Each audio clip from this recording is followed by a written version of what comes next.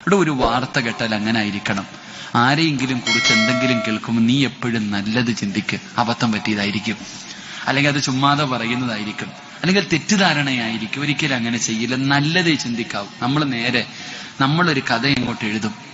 ആമിനയോട് പറയും, ആമിന ആയിഷയോട് പറയും, ആയിഷ നഫീസയോട് പറയും. പിന്നെ പടച്ചവനെ നമ്മൾ തന്നെ കേൾക്കുമ്പോ കണ്ടു തള്ളിപ്പോകും.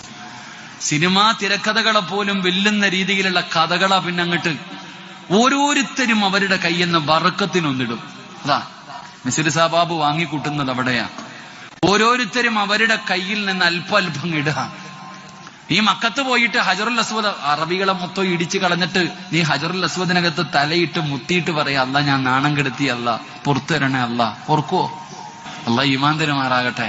അപ്പൊ അത് നിസാരമായ ഒരു പാവമല്ല. ഇങ്ങനെ ഇരുന്നിട്ട് തിന്നാൻ നല്ല രസവാ, ഇറച്ചിക്ക് വല്ലാത്ത ടേസ്റ്റാ.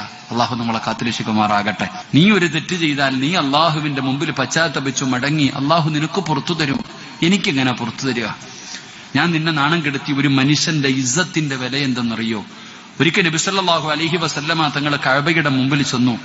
അള്ളാഹു ആ കഅബാലയം ചെന്ന് സിയാറത്ത് ചെയ്യാനും ആ കഅബയുടെ മുമ്പിൽ നിന്ന് നിസ്കരിക്കാനും അള്ളാഹു നമുക്ക് ഭാഗ്യം തരുമാറാകട്ടെ.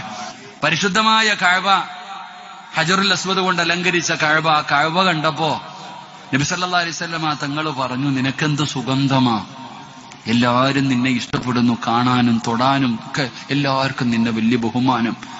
സ്വർഗത്തിൽ നിന്നുകൊണ്ടുവന്ന കല്ലുകൊണ്ടാണ് അള്ളാഹു നിന്നെ അലങ്കരിച്ചിരിക്കുന്നത്. വല്ലാത്ത മഹത്വം, വല്ലാത്ത സുഗന്ധം. അങ്ങനെ കഅബാലയത്തിന്റെ മുമ്പിൽ നിന്നുകൊണ്ട് നബിതങ്ങൾ ഇങ്ങനെയൊക്കെ പറഞ്ഞു.